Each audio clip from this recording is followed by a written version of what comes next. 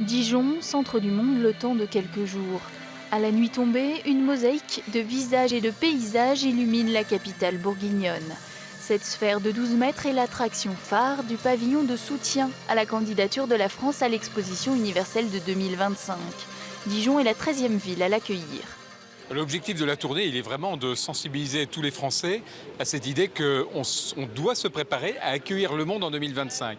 Et accueillir 50, 60 ou 70 millions de visiteurs dans toute la France en 2025, ça suppose que tous les Français disent au monde, on a envie de vous accueillir, on serait heureux de vous accueillir. Le thème de cette Expo France 2025 est l'hospitalité.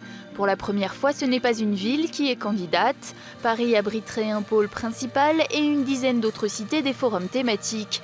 Et si Dijon en faisait partie ? On ne va pas dévoiler tout de suite la thématique parce qu'on va avoir des réunions de travail maintenant régulières pour définir tout cela.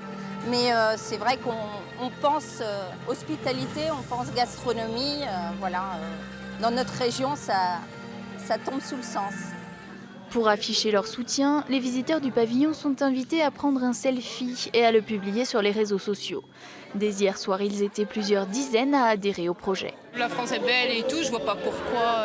C'est toujours les autres pays et tout ça. Donc la France, il faudrait bien qu'elle soit bien mise en valeur, ça serait bien.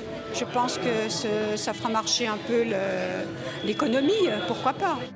Le pavillon propose un film en 3D et leurs ancêtres des images stéréoscopiques.